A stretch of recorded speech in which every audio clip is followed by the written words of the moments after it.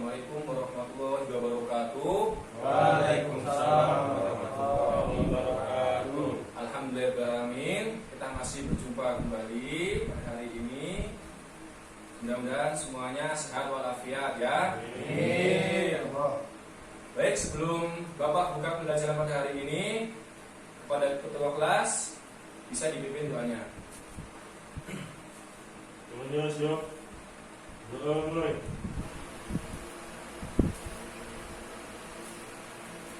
Doa selesai. Alhamdulillahirrahmanirrahim.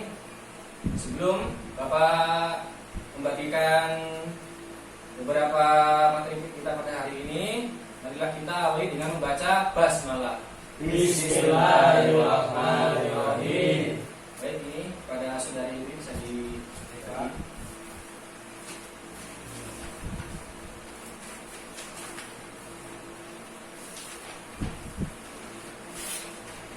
Baik, dan kebagian semua ya. Bapak sebelumnya ingin mengabsen terlebih dahulu kepada saudara Fauzi. Hadir Pak. Farhan. Hadir Pak. Muhammad Liti. Hadir Pak. Imam Fauzi. Hadir Pak. Risa Saputra. Hadir Pak. Alhamdulillah. Ini semua ya. Alhamdulillah. Baik, pertemuan kita pada hari ini kita akan membahas tentang meningkatkan keimanan kepada qada dan qadar. Baik, sebelumnya kita kan materi tentang pelajaran akhlak terpuji. Ada yang masih ingat tentang akhlak terpuji? Ayo Pak. Ya, kepada saudara lagi. Akhlak terpuji yaitu yang mencerminkan kepribadian seseorang dengan melakukan suatu hal yang baik. Contohnya tolong menolong Pak. Alhamdulillah, masih ingat semua ya. Pak. Contoh lain kepada saudara Uji, selain tolong menolong, rajin menabung termasuk alat terpuji bukan? Rajin menabung akhlak terpuji Pak. Ya, alhamdulillah, ini masih ingat semua ya. Baik. Yang pertama kita akan belajar yaitu tentang pengertian qada dan qadar. Ada yang tahu tentang qada dan qadar? Belum Pak. Belum ya? Belum. Jadi qada adalah ketetapan Allah Subhanahu wa taala kepada makhluknya yang bersifat azali. Apa sih azali? Azali itu adalah ketetapan itu sudah ada sebelumnya keberadaan ataupun kelahiran makhluk. Nah, sedangkan qadar itu adalah menurut bahasa ukuran. Artinya terjadi penciptaan sesuai dengan ukuran atau timbangan yang telah ditentukan sebelumnya. Nah, biasanya qadar ini kita sebut sehari-hari dalam apa? Rukun Iman. Yang keenam Pak.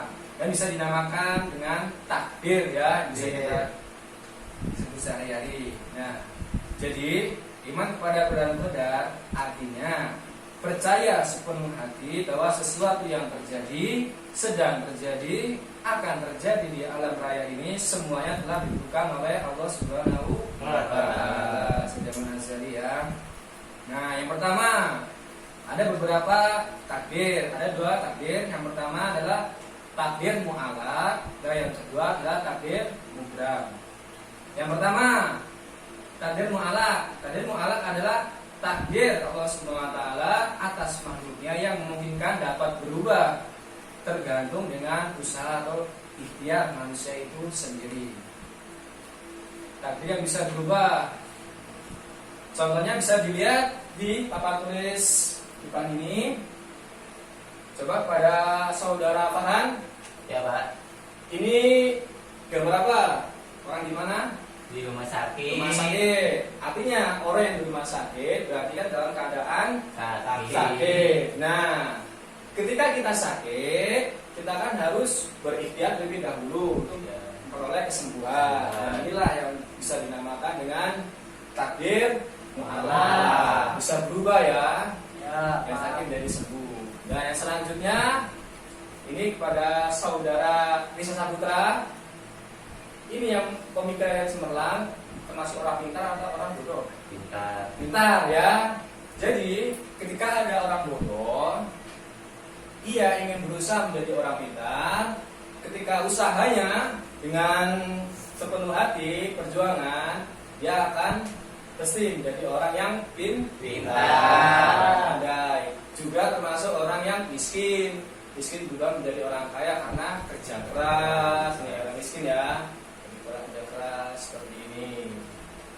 Nah, itu tentang takdir. Apa? Malam. Jadi yang kedua anak-anak ya, yaitu takdir mubram. Takdir mubram adalah takdir yang pasti terjadi dan tidak dapat dielakkan kejadiannya. Contohnya apa tadi, Saudara Lipi? Kematian. Tahu Ji? Meninggal dunia Pak, sama aja Pak. Sama aja ya. Iya. Nah, dan yang selanjutnya apa? Jodoh. Jodoh ya. Jadi semua itu tadi yang tidak bisa diubah kematian. Contoh buat saudara Farhan. Apakah Farhan tahu nanti diambil oleh Allah meninggal dunia kapan tahu? Insya Allah nggak tahu Pak. Ya bisa jadi besok juga ya. Ampun. Kita kan nggak ada yang tahu ya, dari segi juga nggak ada yang tahu, jodoh juga nggak ada yang tahu kan. Nah itu yang takdir juga tidak bisa diubah. Nah, baik, untuk selanjutnya anak-anak, yaitu adapun ciri-ciri orang yang beriman kepada qada dan qadar sebagai berikut. Yang pertama, semua yang terjadi pada dirinya selalu diterima. Segala sesuatu apapun yang terjadi, baik itu urusan nasib baik dan urusan nasib jelek, pada akhirnya merupakan pemberian dari Allah Subhanahu wa Ta'ala. Contohnya berdagang. Berdagang tidak selalunya kan di atas, seperti ada juga yang di bawah. Hari ini rezekinya baik, rezekinya banyak, berdagang. Besok banyak rezekinya, besok banyak, besoknya lagi berkurang. Nah itu juga kita harus terima, percaya bahwa semua pemberian itu dari Allah Subhanahu wa Ta'ala. Yang kedua, bersabar ketika mendapatkan ujian dari Allah Subhanahu wa Ta'ala. Nah, di sini kita selalu bersabar ketika mendapatkan suatu ujian dari Allah Subhanahu wa Ta'ala, seperti contohnya ditimpa musibah, yang punya sawah, perkebunan ditimpa kekeringan, bencana alam, dan ditinggal oleh saudara-saudara kita yang sudah meninggal. Nah, yang selanjutnya yaitu apabila dibacakan tanda-tanda kebesaran Allah, hatinya selalu bergetar. Ciri orang yang beriman kepada qada dan qadar, ketika mendengar ayat suci Al-Quran, hatinya selalu bergetar, dan bergetar tersebut berasal dari keimanan kita yang kuat dalam hati. Nah, jadi sama halnya dengan kita meminta kepada Allah Subhanahu wa Ta'ala, berdoa kepada Allah Subhanahu wa Ta'ala, kita pun juga harus beribadah kepadanya ya. Nah, yang selanjutnya yaitu tidak mengeluh dan putus asa, mengeluh ya. Orang yang beriman kepada qada dan qadar tidak pernah putus asa ketika dia berniaga mendapatkan suatu kerugian besar. Contohnya tidak boleh mengeluh dan putus asa. Contohnya saudara Farhan, ya. Ya Pak. Nah, ketika Farhan ingin belajar setiap hari, ya pastikan naik kelas sih, karena perjuangannya ikhtiarnya Farhan.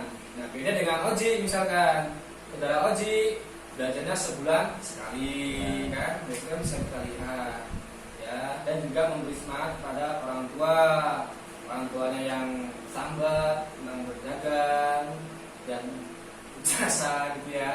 Ya Pak. Ya.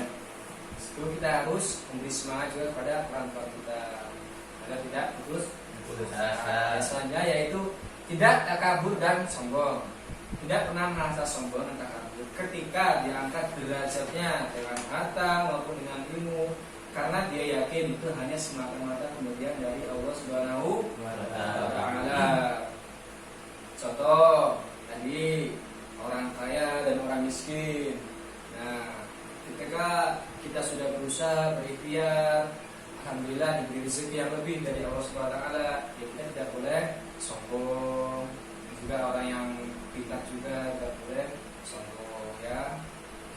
Dan selanjutnya yaitu selalu optimis. Setiap pekerjaan yang dikerjakannya, dirinya selalu mempunyai rasa optimis karena Allah akan mengabulkan semua doa dan usahawan kecil mungkin. Di sini ya, kita harus selalu bersikap optimis, tidak boleh berburuk sangka. Nah, di situ. Selanjutnya yaitu tawakal dan selalu berdoa pada Allah Subhanahu wa taala. Orang tersebut selalu berdoa kepada Allah meskipun dia telah berusaha dengan keras, sebab tetap yang memberikan keputusan hasil akhir dari usahanya adalah Allah Subhanahu wa taala. Sama halnya dengan rezeki tadi, kita hanya berusaha berjuang, selebihnya kita serahin. Sama dengan tadi orang sakit, kita berusaha berobat, yang sini nggak bisa bukan ini, kita rujuk di sana, kita hanya berusaha, selebihnya kita serahin kepada Allah Subhanahu wa taala. Dan yang nomor 8, tidak meminta pertolongan selain kepada Allah Subhanahu wa taala. Tidak mau minta pertolongan kepada orang lain karena ia tidak mau membebankan masalahnya kepada orang lain, cukup kepada Allah semata yang mampu menolongnya. Tapi di sini ya, kewajiban kita ada wajib tentang tolong menolong sama manusia. Nah, di sini kita dilarang merepotkan orang lain, ya, tidak merepotkan. Sehingga apabila kita menolong orang lain, kita pasti juga akan ditolong, ya. Nah, selanjutnya yaitu halaman 45, ya. Dalil-dalil yang berkaitan dengan qada dan qadar. Yang pertama, membacakan wa kana amrullahi qadran maqdura, yang artinya dan adalah ketetapan Allah itu suatu ketetapan yang pasti berlaku. Contohnya seperti tadi, kita sudah ditulis kapan kita meninggal, kapan kita carikan jodoh, dapat jodoh, ya, kapan kita mendapat rezeki, itu semuanya sudah diatur oleh Allah Subhanahu wa taala di Lauhul Mahfuz. Nah, kita tidak bisa mengelak tentang kematian. Contohnya lagi seperti hanya Nisa Saputra, ya. Bisa contohnya sudah ditulis di Mahfuz tanggal sekian, bulan sekian itu meninggal dunia. Dan Nisa tidak bisa mengelak. Mau pergi kemana pun tetap itu ketetapan dari Allah Subhanahu wa taala. Dan yang kedua, inna kullu syai'in khalaqnahu biqadar. Artinya sungguh kami menciptakan segala sesuatu menurut ukuran dan ukurannya. Contohnya tadi seperti hanya orang bodoh dan orang pintar, miskin dan orang kaya. Ketika ada murid TV belajar kayak setiap hari yang seperti tadi, dan yang lainnya belajar sekali, kan berbeda ukurannya kan, ya. Ya. Selanjutnya yaitu wa khalaqa kulla syai'in qadrahu taqdir, yang artinya dan dia telah menciptakan segala sesuatu dan dia menetapkan ukuran-ukurannya dengan serapi-rapinya. Contohnya, semuanya punya berat tubuh kan? Ya Pak, benar. Nah, itu hidungnya lubangnya ke bawah atau ke atas? Bawah Pak. Bawah. Kalau ke atas kan masuk kalau air hujan turun, ya. Ya Pak. Ya, kan di sinilah. Dia telah menciptakan segala sesuatu dengan serapi-rapinya. Itu ya anak-anak. Baik, Pak. Nah, selanjutnya ada yang belum paham bisa ditanyakan coba. Paham semua, Pak? Pak, izin tanya, Pak. Oh iya, saudara Ramzi.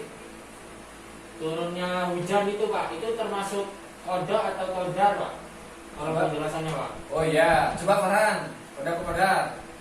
Turunnya hujan itu Takdir mubram atau takdir mu'alaq? takdir program, Pak. Ya, mubram ya, tidak bisa dielakkan atau diubah. Ya, alhamdulillah. Jadi bisa kita simpulkan bahwasanya qada dan qadar ini harus kita percaya sepenuh hati bahwa sesuatu yang terjadi, sedang terjadi, akan terjadi di alam atau di dunia ini, itu semuanya telah ditentukan oleh Allah Subhanahu wa taala, ya. ya. Nah, selanjutnya Bapak ini memberikan evaluasi latihan. Bisa dibuka di halaman 46 ya. Di situ ada soal A, B, dan C tentang pengertian kode dan kodar, dari kode dan kodar. Nah, itu bisa isi semua ya. Nah, minggu besok bisa dikumpulkan. Siapa? Bisa, Pak. Nah, baik. Mungkin sekian dari Bapak. Kurang lebihnya Bapak mohon maaf kepada Allah Bapak mengampun. Bapak akhiri. Wallahumma fi bil aqwamit thoriq. Wassalamualaikum warahmatullahi wabarakatuh. Waalaikumsalam.